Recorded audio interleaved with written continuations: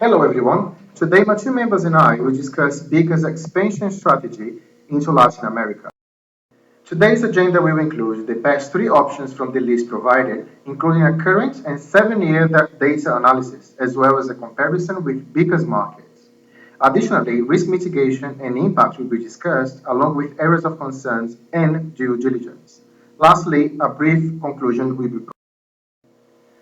We recommend Brazil, Colombia, and Mexico. We identify we identify five key drivers for our recommendations, which are population, urbanization, real GDP, credit rating, and inflation. Population is significant, as combined, all three countries represent 39% of the Americas population. Over the past 7 years, all three countries decreased or stabilized crime and inflation, while increasing transportation infrastructure. Furthermore, throughout the financial crisis, the business cycle indicator remained stable.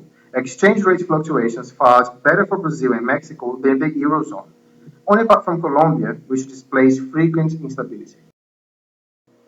Upon analysis, Bicker currently operates in a low to medium risk environment. By offsetting some areas of risk, the three countries' potential can be leveraged to decrease their risk and put them on par or better than Bicker's Central European market. We will utilize a case framework to highlight differences and identify patterns for Bicker to consider for their expansion strategy. Culturally, Hofstadter ascertains that indulgence is important in determining an individual's capacity to reward themselves, as it reflects their consumer indulgence behavior. All three countries in Latin America present similar or higher levels of indulgence in comparison to the Netherlands. From an administrative viewpoint, all three countries have a good or outstanding relationship with the Netherlands, and they are all part of WTO and the EU LAC Foundation. However, their geographic distance from the Netherlands is over 9,000 kilometers, and they also have between 3 and 7 hours time zone differences.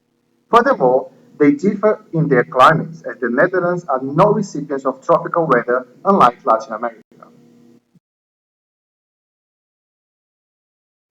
The Netherlands GDP per capita outperforms all three countries combined. All three Latin countries suffer from income inequality discrepancies, which creates an uneven distribution of wealth. Bicker can lessen their risk by segmenting the market and positioning themselves as a niche player, operating within a high-end consumer base. So the question is, how can Bicker mitigate these risks? Well,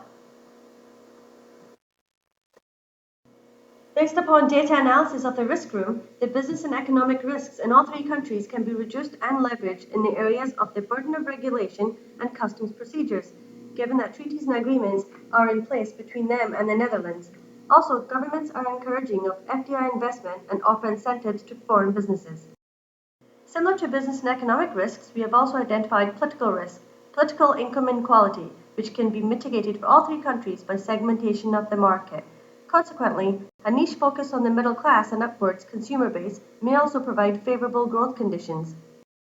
The picture on the left is reflective of the three countries' present risk position and may not be viewed as attractive markets to Bicker, as they represent medium to high risk. However, by applying a realistic what-if scenario and reducing the mentioned risks, they are considerably mitigated, and all three countries move into the middle spectrum of more readily acceptable risk and now pose a much more attractive entry market for Bicker.